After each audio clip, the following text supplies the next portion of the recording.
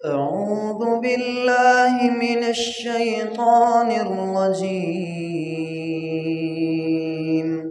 بسم الله الرحمن الرحيم. أما بعد فإن خير الحديث كتاب الله وخير الهدي هدي محمد صلى الله عليه وآله وسلم وشر الأمور محدثاتها وكل محدثة بدعة وكل بدعة ضلالة۔ تمام قسم کی حمد و ثنا، تعریفات، تسبیحات، تمجیدات، بزرگی، بڑائی، پاکی، تقدیس و تحمید اکیلے اللہ رب العالمین کے لیے ہے، جو ہم سب کا خالق، مالک، رازق اور مدبر ہے۔ اور پھر لاکھوں کروڑوں درود و سلام ہوں اس ہستی اقدس و مقدس پر کہ جن کا نام نامی اسم گرامی محمد الرسول اللہ صلی اللہ علیہ وآلہ وسلم ہے۔ اللہ تعالیٰ نے سورہ توبہ آیت نمبر 36 میں زمانے کی، وقت کی پیدائش، وقت کی تخلیق، سال اور مہینوں کی گنتی کے حوالے سے یوں ارشاد فرمایا ہے: ان عدۃ الشہور عند اللہ 12 شہرا فی کتاب اللہ یوم خلق السماوات والارض منها 4 حرم۔ بے شک اللہ تعالیٰ کے ہاں مہینوں کی گنتی 12 ہے جب سے اللہ تعالیٰ نے زمین و آسمان کو پیدا کیا ہے۔ تو اللہ تعالیٰ کی کتاب میں مہینوں کی گنتی اس دن سے 12 ہے جس دن سے اللہ تعالیٰ نے زمین اور آسمانوں کو پیدا کیا تھا، اور ان 12 مہینوں میں سے منہا 4 حرم، ان میں سے 4 مہینے حرمت کے ہیں۔ اور اللہ تعالیٰ فرماتے ہیں کہ یہی سیدھا، سچا اور قائم دین ہے۔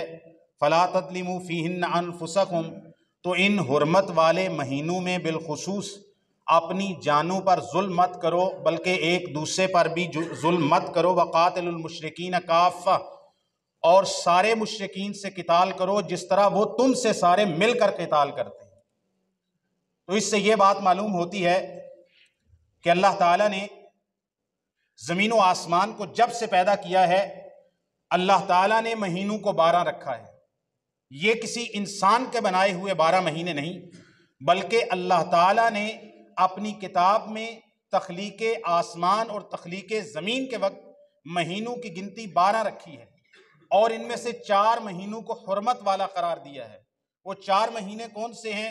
ذوالقعدہ، ذوالحجہ، محرم اور رجب کا مہینہ۔ یہ 4 مہینے حرمت والے مہینے، اور باقی جو مہینے ہیں اس میں ایک مہینہ ایسا ہے جو تمام مہینوں سے عبادات کے اعتبار سے افضل ہے، وہ رمضان کا مہینہ ہے۔ اور رمضان کے مہینے سے پہلے قمری تقویم کا 8واں مہینہ، ہجری تقویم کا، قمری تقویم کا 8واں مہینہ شعبان کا مہینہ بنتا ہے۔ یہ بھی عام مہینوں کی طرح ایک مہینہ ہے۔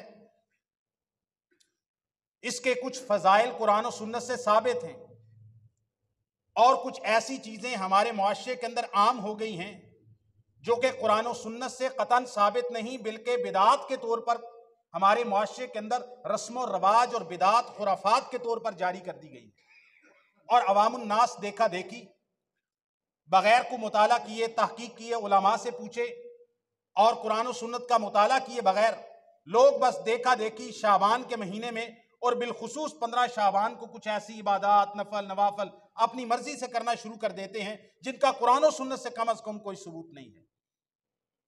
تو بہرحال شعبان کے مہینے کی ایک تو یہ فضیلت ہے کہ نبی کریم صلی اللہ علیہ وسلم رمضان کے مہینے کے علاوہ، رمضان کا مہینہ تو فرض روزوں والا مہینہ ہے، اس کے 29 یا 30 دن پورے کے روزے رکھے جائیں گے، وہ تو ہر مسلمان پہ اس کا روزہ رکھنا فرض ہے۔ لیکن نفلی روزوں کے اعتبار سے نبی رحمت صلی اللہ علیہ وسلم جس مہینے کے کثرت سے روزے رکھتے تھے، یا بلکہ کبھی کبھار سارے مہینے کے روزے رکھتے تھے نفلی روزے کے تعلق سے، تو وہ شعبان کا مہینہ ہے۔ سیدہ عائشہ رضی اللہ تعالی عنہا ارشاد فرماتی ہیں، صحیح بخاری کے اندر 1970 نمبر حدیث ہے. سیدہ عائشہ رضی اللہ تعالی عنہ فرماتی ہیں لم یکن النبی صلی اللہ علیہ وسلم یصوم شہرا اکثر من شعبان فانہ کان یصوم شعبان کلہ.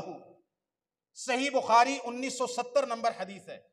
سیدہ عائشہ فرماتی ہیں کہ نبی کریم صلی اللہ علیہ وسلم نفلی روزوں کے اعتبار سے سال بھر کے کسی بھی مہینے کے اس طرح کثرت سے روزے نہیں رکھتے تھے جتنی تعداد میں جتنی کثرت سے رسول اللہ صلی اللہ علیہ وسلم شعبان کے مہینے کے روزے رکھتے تھے.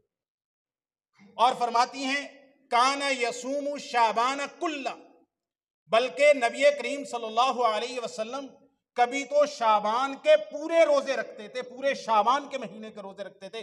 شعبان کا کوئی روزہ افطار نہیں کرتے تھے، کوئی روزہ چھوڑتے نہیں تھے، ناغہ نہیں کرتے تھے. اس سے شعبان کے مہینے میں کثرت سے روزے رکھنے کی دلیل ملتی ہے، اور رمضان کے مہینے سے پہلے شعبان کے مہینے کی یہ فضیلت ثابت ہوتی ہے کہ یہ کثرت سے نفلی روزے رکھنے کا مہینہ ہے. دوسری حدیث سیدہ ام سلمہ رضی اللہ تعالی عنہ ام المومنین، وہ ام المومنین سیدہ عائشہ رضی اللہ تعالی عنہ سے بیان کرتی ہیں. اس حدیث میں ایک علمی نکتہ ہے کہ سیدہ ام سلمہ رضی اللہ تعالی عنہ بھی ام المومنین ہیں اور سیدہ عائشہ رضی اللہ تعالی عنہ بھی ام المومنین ہیں، لیکن سیدہ عائشہ رضی اللہ تعالی عنہ کا علم کے ساتھ، تفقہ کے ساتھ، حدیث کے ساتھ، قرآن کی تفسیر کے ساتھ جو تعلق ہے اور جتنا ان کے پاس علم تھا، سیدہ ام سلمہ رضی اللہ تعالی عنہ بھی اگر کسی مسئلے کے اندر ان کے علم میں مسئلہ نہیں ہوتا تو سیدہ عائشہ رضی اللہ تعالی عنہ سے سوال کرتی. سیدہ ام سلمہ کہتی ہیں سألت عائشہ تھا، میں نے عائشہ رضی اللہ تعالی عنہ سے سوال کیا عن صیام رسول اللہ صلی اللہ علیہ وسلم. میں نے عائشہ سے پوچھا، ام سلمہ رضی اللہ تعالی عنہ کہتی ہیں میں نے عائشہ رضی اللہ تعالی عنہ سے پوچھا رسول اللہ صلی اللہ علیہ وسلم کے نفلی روزوں کی عادت کے بارے میں. تو سیدہ عائشہ رضی اللہ تعالی عنہ نے فرمایا فقالت کان یصوم حتی نقول قد صام ویفطر حتی نقول قد افطر. نبی کریم صلی اللہ علیہ وسلم کی سال بھر نفلی روزہ رکھنے کی عادت کچھ یوں ہوتی تھی کہ آپ صلی اللہ علیہ وسلم روزے رکھنے شروع کرتے تھے کسی بھی مہینے کے نفلی روزے، یہاں تک کہ ہم کہتے تھے کہ اب نبی کریم صلی اللہ علیہ وسلم روزے رکھتے ہی جائیں گے، اب آپ روزے کا ناغہ نہیں کریں گے. آپ روزے رکھنے شروع کرتے تو آپ صلی اللہ علیہ وسلم نفلی روزے رکھتے ہی جاتے. وَيُفْطِرُ، اور کبھی ایک کبار نبی کریم صلی اللہ علیہ وسلم نفلی روزے رکھنا چھوڑ دیتے، یہاں تک کہ ہم کہتے قد افطر، اب نبی کریم صلی اللہ علیہ وسلم لگاتار روزے نہیں رکھیں گے، لگاتار روزے کا ناغہ ہی کریں گے. یعنی رسول اللہ صلی اللہ علیہ وسلم کی عادت تھی کہ آپ روزے رکھتے تو لگاتار رکھتے جاتے، اور کبھی نفلی روزے کا ناغہ کرتے تو رسول اللہ صلی اللہ علیہ وسلم کئی ہفتے کئی دن رسول اللہ صلی اللہ علیہ وسلم کوئی نفلی روزہ نہیں رکھتے تھے. سیدہ عائشہ رضی اللہ تعالیٰ عنہ فرماتی ہیں لم ارہ صائما فی شہر قط اکثر من صیامہ من شعبان کان یصوم شعبان کلہ کان یصوم شعبان الا قلیلا. یہ صحیح مسلم کی حدیث ہے 1156 نمبر. سیدہ عائشہ فرماتی ہیں اور شعبان میں نبی کریم صلی اللہ علیہ وسلم کا یہ طریقہ ہوتا تھا، یہ سنت ہوتی تھی، یہ عادت مبارکہ ہوتی تھی کہ نبی کریم صلی اللہ علیہ وسلم شعبان کے مہینے کے اتنے کثرت سے روزے رکھتے تھے کہ پورے سال بھر میں سیدہ عائشہ کہتی ہیں میں نے نبی کریم صلی اللہ علیہ وسلم کو کسی مہینے کے اتنے نفلی روزے رکھتے نہیں دیکھا جو آپ صلی اللہ علیہ وسلم شعبان کے رکھتے تھے، اور شعبان سارے کے روزے رکھ جاتے تھے. اور شعبان کا بہت کم ہے کہ نبی کریم صلی اللہ علیہ وسلم کو روزہ چھوڑیں یا افطار کریں یا ناغہ کریں، یعنی تقریباً سارے شعبان کے مہینے کے رسول اللہ صلی اللہ علیہ وسلم روزے رکھتے تھے. اس سے یہ بات معلوم ہوتی ہے کہ شعبان کا مہینہ کثرت سے نفلی روزے رکھنے کا مہینہ ہے. یہ رسول اللہ صلی اللہ علیہ وسلم سے ثابت ہے، یہ رسول اللہ صلی اللہ علیہ وسلم کی سنت ہے، یہ نبی رحمت صلی اللہ علیہ وسلم کا طریقہ ہے، یہ نبی کریم صلی اللہ علیہ وسلم کی سیرت ہے. اس کو اپنائیں تو اس میں ثواب ہی ثواب ہے، نفلی روزہ ہے، اور سنت رسول صلی اللہ علیہ وسلم بھی ہے، اس میں برکت ہے. ہاں کوئی شخص شعبان کے شروع سے روزے نہیں رکھ رہا، 1 شعبان 2 4 10 شعبان ہو گیا، اس نے کوئی روزہ نہیں رکھا اور اس کی عادت بھی نہیں ہے روزے رکھنے کی، وہ سوموار جمعرات کا بھی روزہ نہیں رکھتا عادت کے ساتھ۔ جب 15 شعبان ہو گیا، شعبان نصف ہو گیا، آدھا شعبان کا مہینہ ہو گیا، اب اس کے بعد وہ نفلی روزہ نہیں رکھ سکتا۔ اگر شعبان کے مہینے کے کثرت سے روزے رکھنے ہیں تو شروع سے لے کر 2 رکھو، 4 رکھو، 10 رکھو، 20 رکھو، پورے مہینے کے رکھو، یہ ثابت ہے۔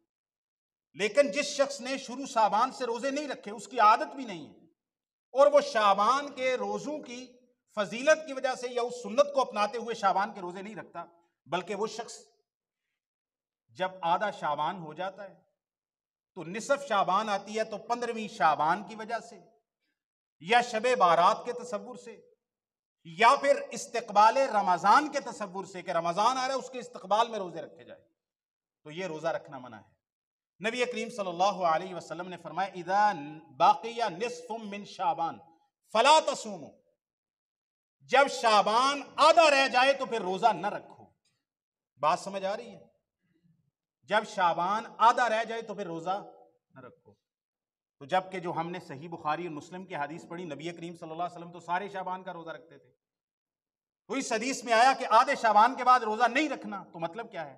مطلب یہ ہے کہ جو شخص شروع شعبان سے روزے رکھ رہا ہے وہ رکھے، وہ سارے شعبان کے رکھ جائے۔ لیکن جس شخص نے شروع شعبان سے روزہ نہیں رکھا تو نصف شعبان ہونے کے بعد اب وہ استقبال رمضان کی نیت سے روزہ رکھے تو بھی جائز نہیں ہے۔ 15ویں شعبان کی فضیلت ذہن میں رکھ کے رکھے تو 15ویں شعبان کی کوئی فضیلت رسول اللہ سے ثابت نہیں ہے، تب بھی 15ویں شعبان کا روزہ رکھنا ثابت نہیں۔ تو جس نے پہلے سے روزے رکھ رہا تھا وہ سارے شعبان کے رکھ جائے، کوئی حرج نہیں۔ جس شخص نے شعبان کے روزے نہیں رکھے تو جب شعبان نصف ہو جائے اب اس کے بعد نفلی روزہ رکھنے کی بھی ضرورت نہیں ہے، اب رمضان کے فرضی روزے رکھیں۔ یہ جو حدیث میں نے پڑھی ہے یہ جامع ترمذی کے اندر 738 نمبر ہے اور شیخ البانی رحمہ اللہ نے اس کو صحیح قرار دیا ہے۔ ایک اور حدیث آتی ہے، نبی کریم صلی اللہ علیہ وسلم نے فرمایا اذا انتصف الشعبان فلا تصوموا، جب نصف شعبان ہو جائے، آدھا شعبان گزر جائے تو روزہ نہ رکھو۔ الا کان رجل یصوم فلیصم ذلک اليوم، ہاں ایسا شخص جو پہلے سے روزے رکھتا آ رہا ہے تو وہ نصف شعبان کے بعد بھی اس دن کا روزہ رکھ سکتا ہے، یا ایسا شخص جس کی کوئی عادت تھی کہ وہ سوموار جمعرات کا روزہ رکھتا ہے تو وہ نصف شعبان کے بعد بھی روزے رکھ سکتا ہے۔ اسی طرح نصف شعبان کے بعد رمضان کے قضا کے روزے کسی کے پچھلے رمضان کے رہتے ہیں تو وہ نصف شعبان کے بعد بھی رکھ سکتا ہے، کیونکہ قضا کا روزہ فرضی روزہ ہے، نفلی روزے کی نیت ہی نہیں۔ اسی طرح کسی شخص نے کوئی منت مانی ہے، کوئی نظر مانی تھی کہ میں اتنے روزے رکھوں گا میرا فلاں کام ہو گیا، تو اب نصف شعبان کے بعد بھی وہ روزہ رکھ سکتا ہے، یہاں تک کہ رمضان سے 1-2 دن پہلے بھی رکھ سکتا ہے۔ کیوں؟ کیونکہ اب اس کا نیت استقبال رمضان کا روزہ رکھنا ہی نہیں بلکہ اپنی منت اور نظر کو پورا کرنا ہے جس کا دنوں کے ساتھ کوئی تعلق نہیں۔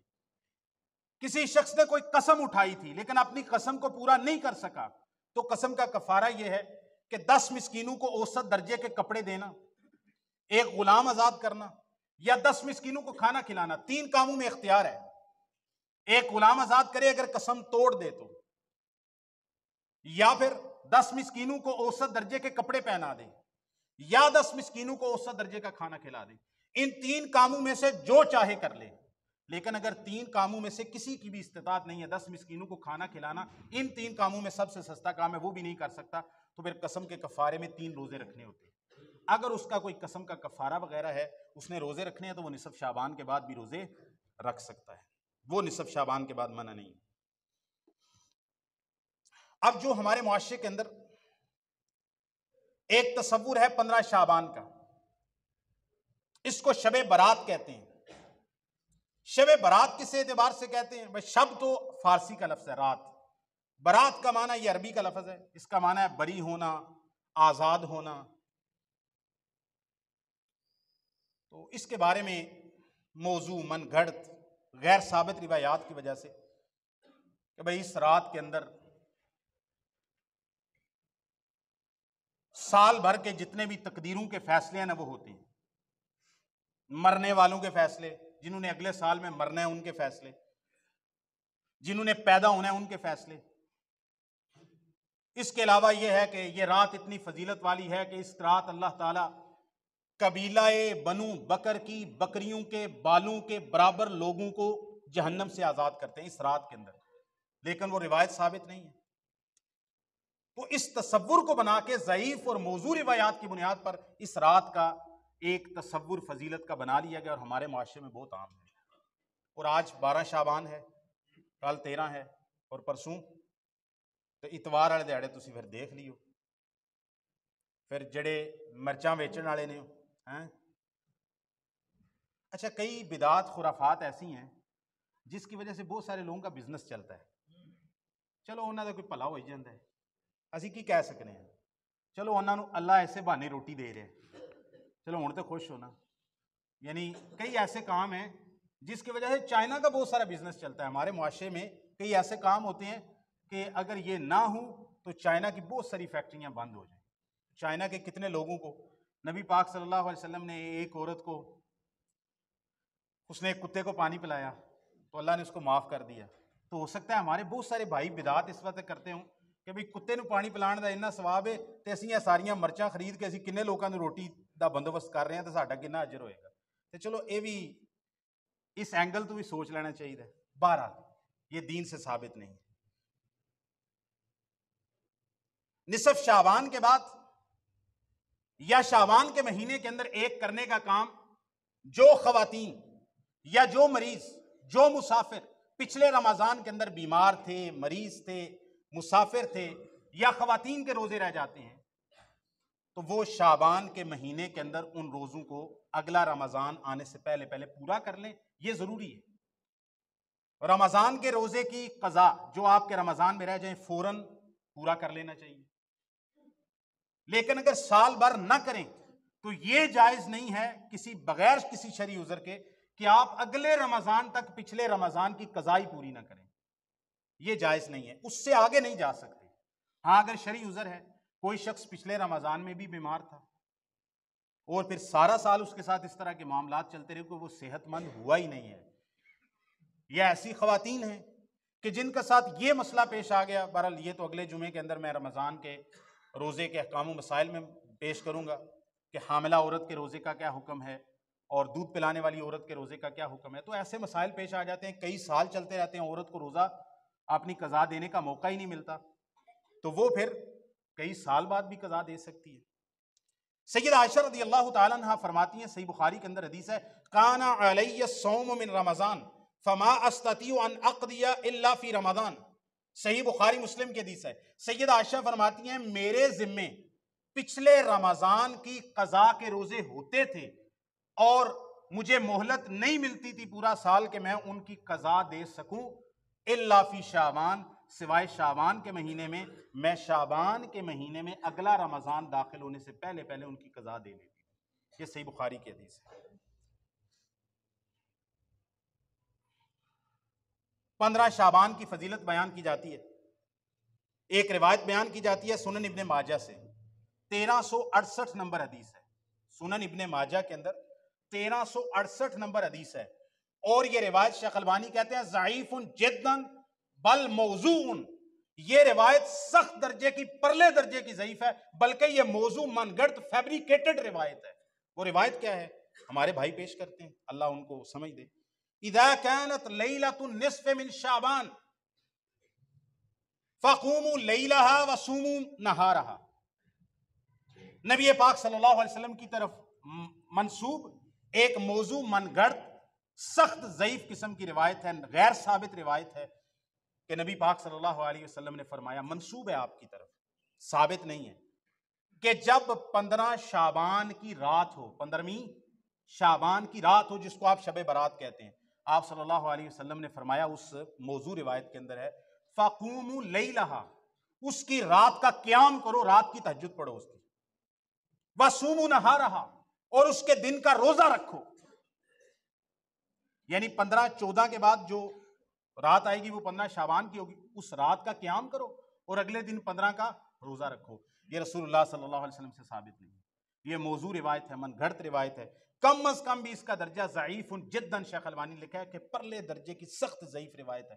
تو بھئی ایسی باتیں جو نبی پاک صلی اللہ علیہ وسلم سے ثابت نہیں ہیں، ان کی بنیاد کے اوپر دین اور فضائل اور اعمال اور عبادات نہیں بنائی جا سکتی۔ عبادات من جانب اللہ ہیں یا من جانب رسول صلی اللہ علیہ وسلم ہے۔ آپ اپنی مرضی سے ضعیف موضوع روایات کی بنیاد پہ دین نہیں بنایا جا سکتا۔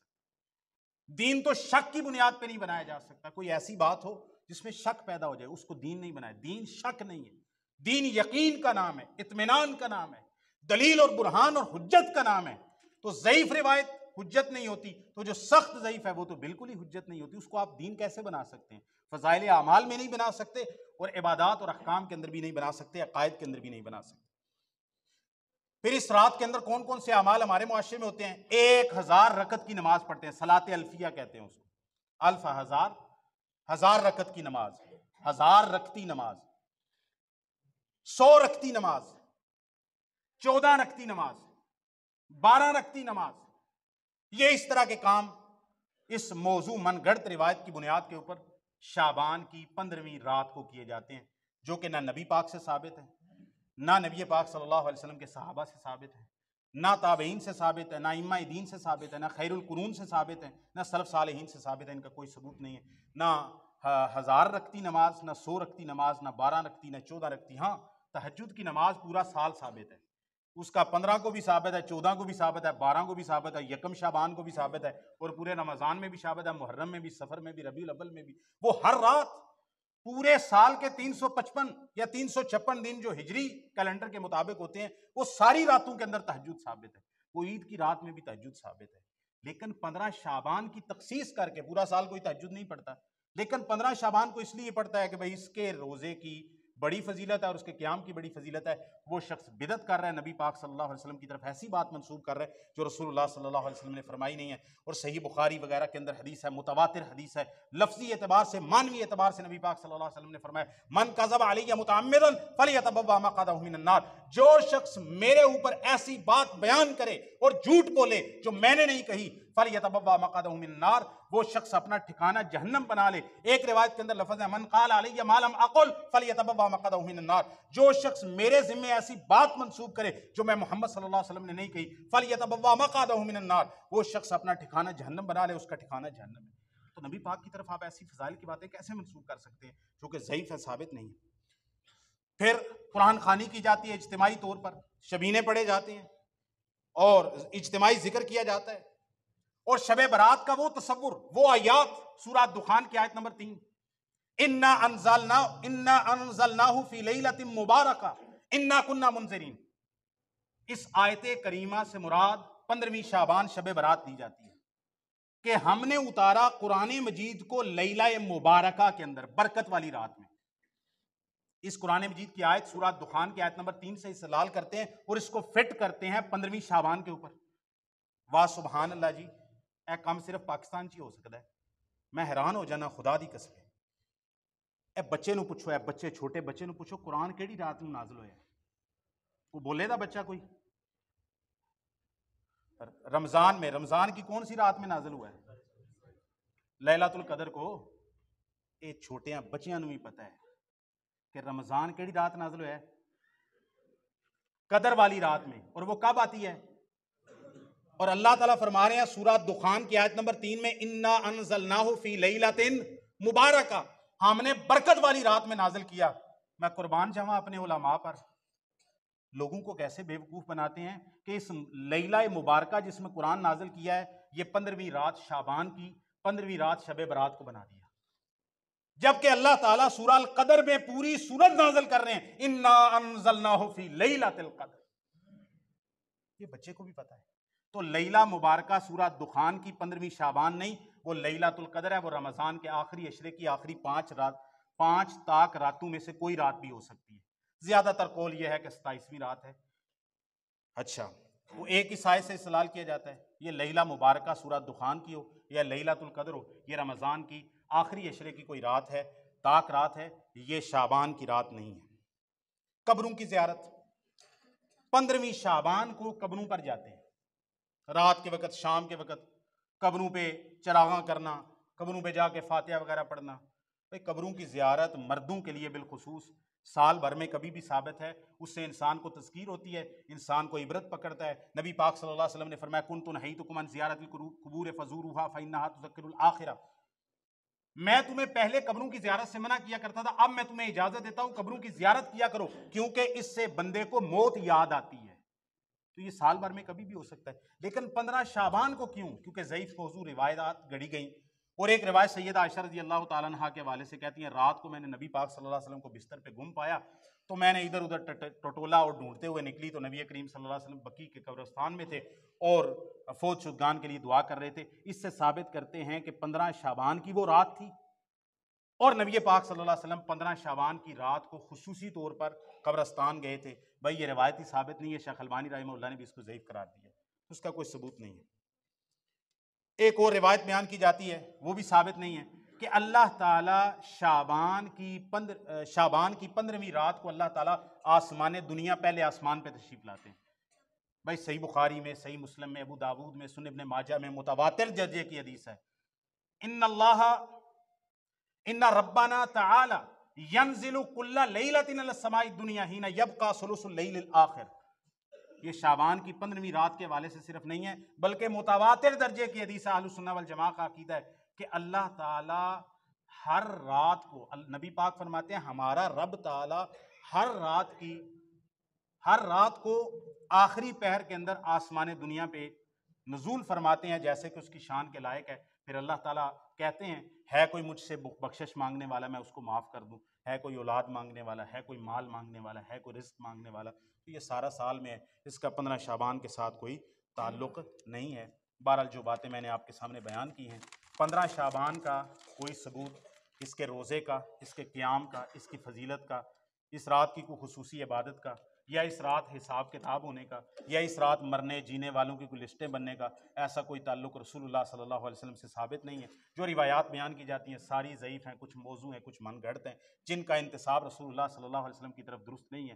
ہاں جو بات ثابت ہے، شعبان کے مہینے کے رسول اللہ صلی اللہ علیہ وسلم کثرت سے روزے رکھتے تھے، تو جو شخص چاہے شعبان کے شروع سے لے کر آخر تک جتنے چاہے روزے رکھ سکے، شعبان کے مہینے کے اندر یہ کام آپ کر سکتے ہیں، اور بلکہ کرنا چاہیے، لازم ہے کہ جس کے پچھلے رمضان کے کچھ روزے رہ گئے ہیں تو وہ شعبان میں کم از کم پورا کر لے۔ اگر پہلے اس کو موقع نہیں میسر آ سکا پہلے 10 مہینوں کے اندر، تو اب اگلا رمضان آنے والا ہے، اگلے رمضان تک آپ پچھلے رمضان کے مہینوں کو کہ روزوں کا آپ مؤخر نہیں کر سکتے، یہ کام کر لینا چاہیے۔ ایک دو باتیں میں دوسرے خطبے میں۔ اعوذ باللہ من الشیطان الرجیم، بسم اللہ الرحمن الرحیم۔